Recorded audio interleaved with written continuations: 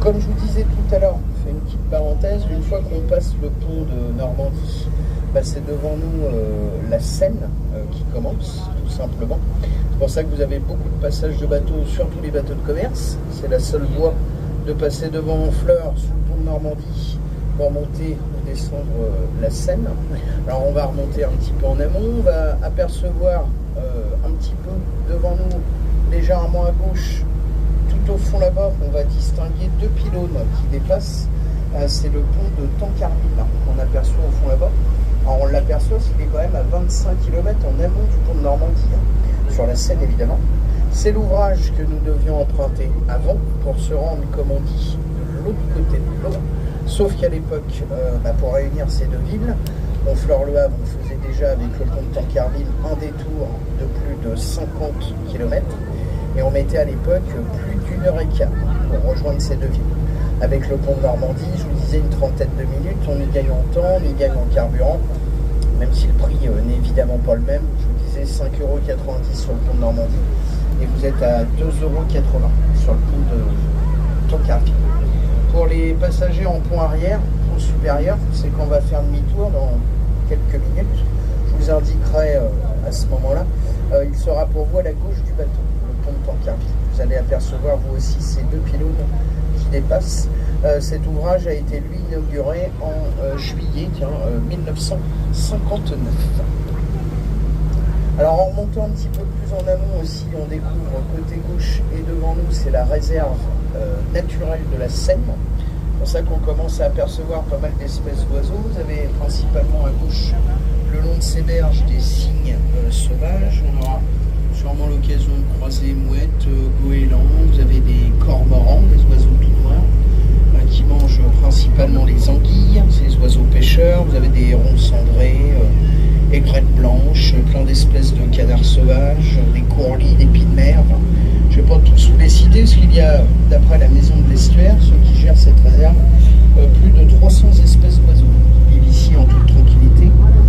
Personne ne vient les embêter, ce sont la plupart des espèces de toute façon protégées, des oiseaux migrateurs et des oiseaux surtout adaptés à la vie en réserve, car quand la marée redescend, au ras de ces herbages, tout de suite à notre gauche, ce sont des grands bancs de base.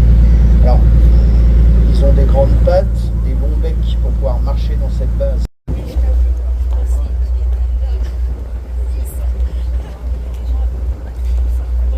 Les camions, ils coincent parce qu'il y a un péage.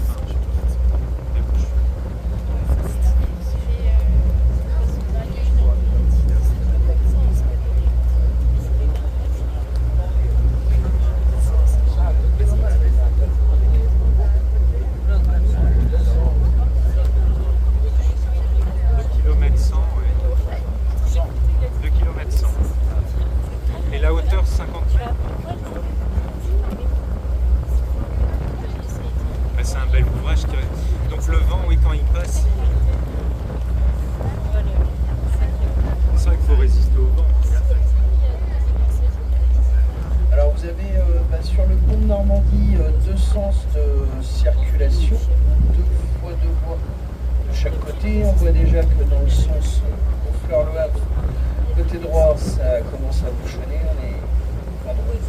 Je vous disais, plus de 12 000 voitures, 7 000 camions au quotidien sur le pont de Normandie. Et il reste quand même gratuit pour les piétons et les deux. Si vous voulez d'ailleurs côté Honfleur, on peut le faire à vélo, d'accord. Devant nous, côté gauche, vous avez un parking qui est prévu à cet effet. Ah oui, t'as raison. Il faut suivre l'indication pont de Normandie. On peut le faire à vélo, Circuit de visite pour pouvoir arriver au pied de ce pont, au pied de ce pylône, laisser son véhicule et l'emprunter surtout à pied. Ah, on peut le faire à pied. Bien sûr, une magnifique vue. Ric-Clair et lisse, c'est la partie en acier. Reste lui, je vous disais, extrêmement. On peut le faire à pied, Laura. La forme du pont en dessous, remarquez en regardant encore au-dessus. Ouais, c'est gratuit à pied, à vélo, à moto. Relève légèrement, péages. d'après les ingénieurs. C'est combien le péage? 4-5 euros, 5-6 à l'envers, conçu pour que le vent, quand il souffle en rafale, je vous disais, ait plutôt tendance à glisser sur sa page. Nous avons dû déjà le fermer à la circulation plus de 24 heures pour la sécurité des véhicules qui roulent à près de 55 mètres de hauteur, surtout les poids lourds qui ont une très grosse prise au vent. Et heureusement car à 5 h le matin de cette tempête ont été enregistrées sur le pont des rafales de 217 km/h. On n'avait jamais vu ça à l'époque dans notre région, même si je vous disais tout à l'heure que nous sommes justement une région hyper venteuse, mais pas à ce point-là. Et le pont n'a pas si on le fait à vélo, cette tempête avec tout ce qui a été fait, l'acier, la forme du pont. Certaines parties, pièces, si on peut dire ça, du pont de Normandie qui ont été avant testées en soufflerie pour voir vraiment leur résistance. Et c'est vrai que les camions, ça fait souvent en fait le véhicule. Ah, il est magnifique. Ça fait...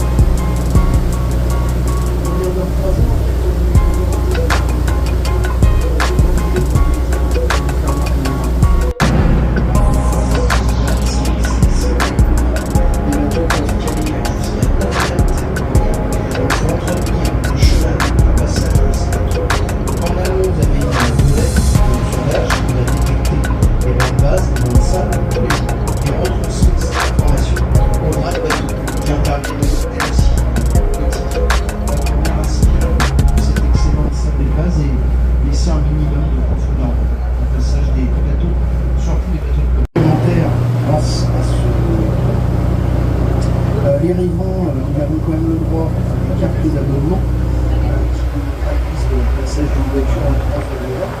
Ce n'est pas négligeable, ce qui a fait que pas mal de gens de fleurs avec sa région ont pris ces cartes d'abonnement, ils ont pris le prix des jours pour travailler côté Var. Ils ont trouvé côté Var, c'est vrai, une proposition encore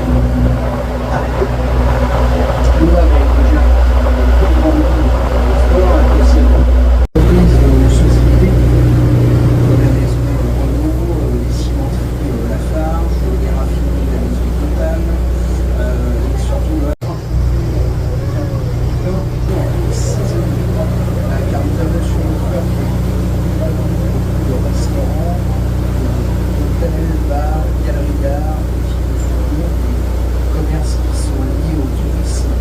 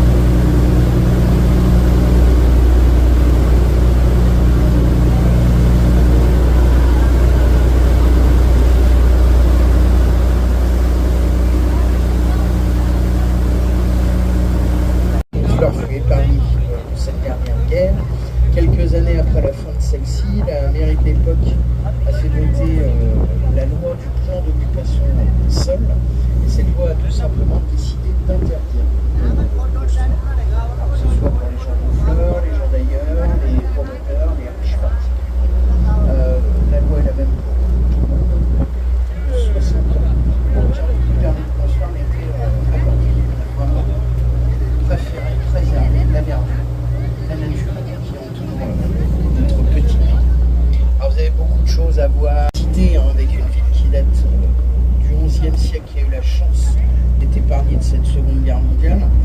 Beaucoup d'histoires, beaucoup de choses se sont passées dans notre petite ville, beaucoup de personnalités sont passées par Honfleur ou sont même nées ici.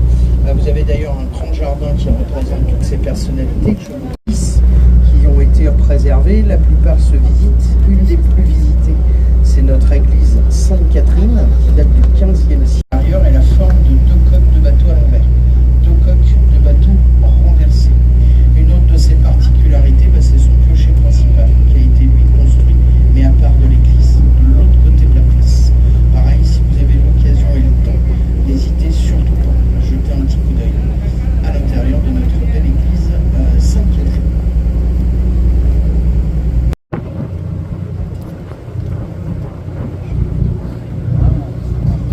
Alors on continue à redescendre un petit peu, on découvre côté gauche la plage de Honfleur. Malgré notre emplacement, je vous disais que dans l'estuaire de la Seine, on a quand même une belle plage qui s'étend sur plusieurs kilomètres, c'est que du sable. Nous avons depuis 2010, et ça, pour l'instant, ça se renouvelle tous les ans, le pavillon bleu. On peut se considérer comme une station balnéaire. L'accès principal est au pied du petit phare blanc. Vous voyez côté gauche, vous avez un parking d'ailleurs au pied de ce phare. Vous pouvez laisser votre véhicule et accéder directement sur la plage. La plage est le phare du butin, appelé ainsi car Honfleur fut un temps une cité corsaire, paraît-il, à l'époque, où ils venaient cacher leur butin. Donc ce petit phare. Alors, vous allez remarquer qu'elle est aménagée une belle plage pour la saison touristique. Vous avez des jeux pour les enfants, vous avez un bar de plage, vous avez quelques cabines de bain, vous avez un poste de secours. La plage est bien sûr surveillée durant les heures de baignade. Et le dernier bâtiment qui est dans les arbres un petit peu, c'est notre école de voile qui propose des activités comme du paddle, du catamaran, la marche aquatique et du char à voile, le basse-mer. Tout a été fait aménager pour passer un bon moment, on attend juste le bon temps pour ça. Alors, ce que vous allez découvrir aussi, toujours à gauche mais devant nous, c'est la deuxième partie de la côte. Après Honfleur, vous avez les communes de nature, tant mieux. Ce que vous pouvez faire et ce qui est très sympa,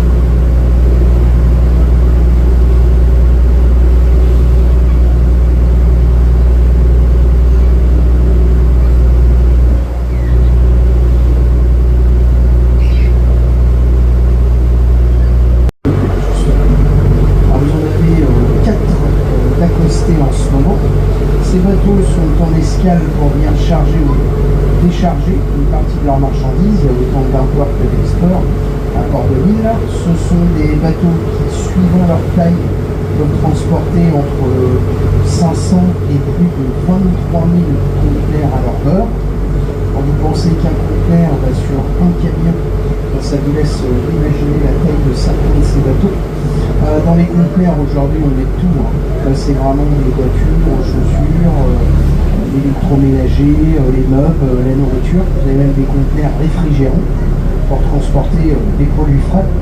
Et quand on fait le bilan et le calcul, on se rend surtout compte que ce sont des bateaux qui transportent des millions d'euros de marchandises. Ils n'ont pas les autorisations à rester plus de 48 heures à quai pour leur sécurité. C'est d'ailleurs pour ça que Port-de-Lille, cette partie du port du Havre, travaille, elle, 24 heures sur 24, 7 jours sur 7. Derrière Port de Lille, c'est le port de commerce initial du Havre, qui reste à lui seul, je vous disais, le deuxième port de France. Il travaille lui aussi avec les porte-conteneurs, il travaille aussi avec le charbon et le pétrole. Vous avez la partie port de pêche, port de plaisance, les terminaux des cars ferrés. Le Havre a la liaison avec l'Angleterre par carte et l'emplacement des paquebots de croisière. Ils sont en moyenne 200 à demander escale chaque année. Alors tout ça pour vous dire au final que c'est un grand port, étendu, important. On en voit que nous sommes vraiment une toute petite partie du port.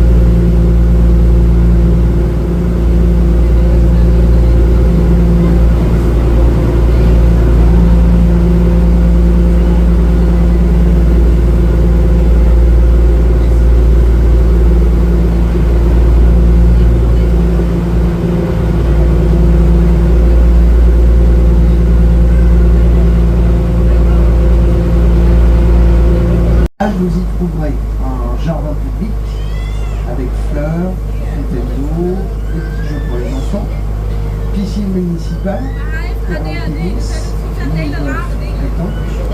Vous avez nature au space, nous avons en fleurs une serre d'oiseaux et de papillons en liberté dans un jardin tropical à visiter. Et tout de suite à notre droite, derrière ces grilles noires, ces arbres, ces buissons, c'est le jardin des personnalités.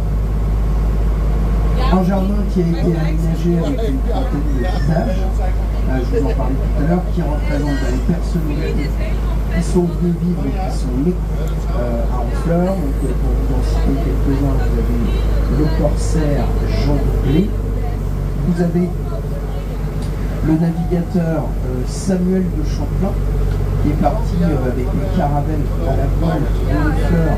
C'est lui qui a découvert et fondé la ville de Québec en 1608. Vous avez le peintre Eugène Boudin, vous avez le musicien Éric Satie. Ces deux personnalités sont même nées à Honfleur en 1824 pour le peintre Eugène Boudin et 1866 pour Éric Satie. Ils ont même tous les deux leur musée, leur centre d'Honfleur, très intéressant à découvrir.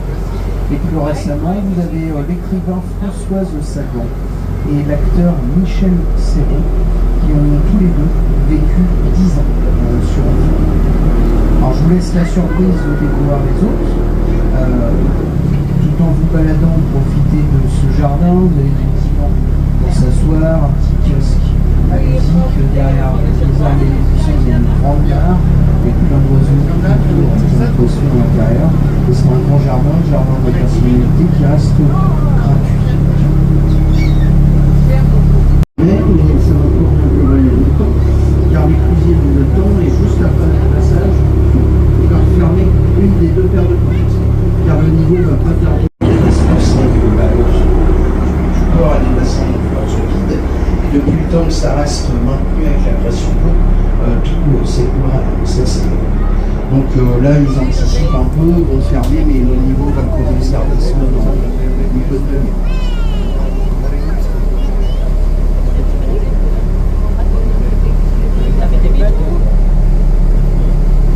Alors juste après avoir passé les crues, vous allez voir à gauche une vedette grise, blanche et orange, qui s'appelle Notre-Dame du Port. C'est la vedette du sauveteur en mer, en fleur.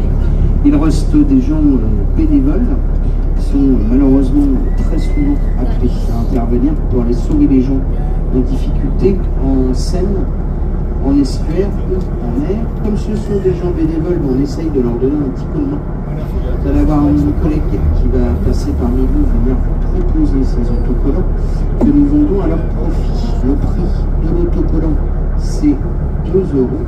Et l'argent qui est récolté permet à ces sauveteurs qui restent tous et toutes bénévoles c'est de pouvoir récolter un petit peu de dons pour entretenir leur bateau, acheter quand ils ont besoin du matériel de sécurité, des gilets, des bouteilles de boue.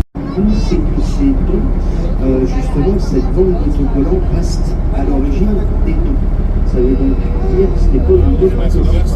Alors c'est vraiment cadeau de cœur si vous souhaitez aider nos sauveteurs bénévoles. Et en tout cas, nous vous remercions d'avance de leur part.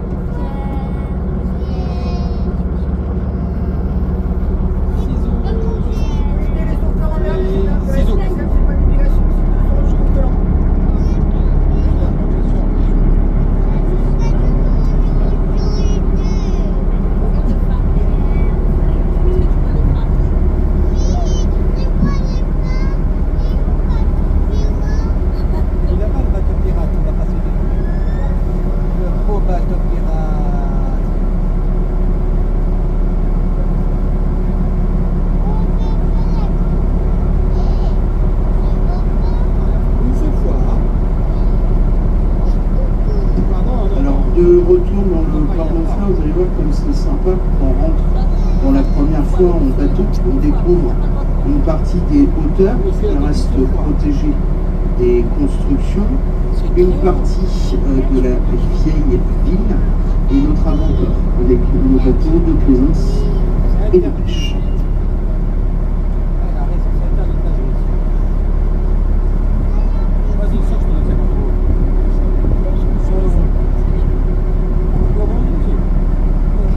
Vous allez voir aussi, en s'avançant un petit peu, vous l'avez peut-être déjà commenté à l'aller, la meilleure vue, c'est le chantier La Mora. C'est ce chantier que vous pouvez découvrir.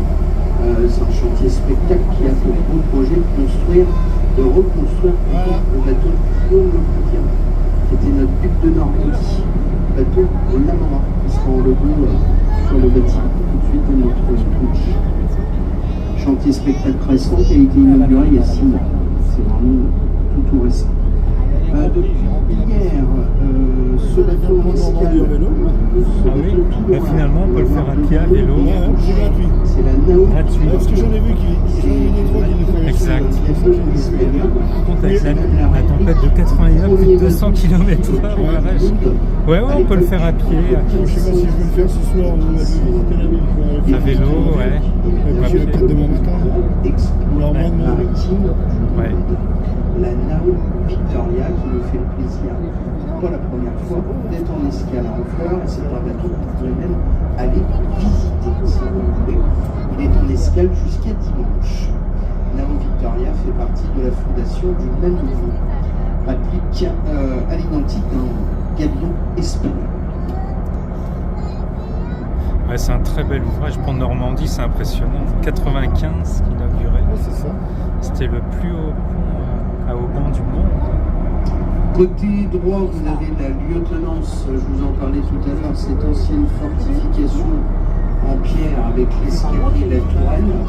C'est une bâtisse qui représentait l'entrée d'Honfleur. À l'époque où nous étions une ville entourée, fortifiée de remparts, bâtisse qui est devenue musée. Et à la droite de cette bâtisse, enfin plutôt derrière, vous avez les 1 et 2 clochers de l'église Sainte-Catherine. Je vous commentais tout à l'heure cette église tout en bois qui date du XVe siècle.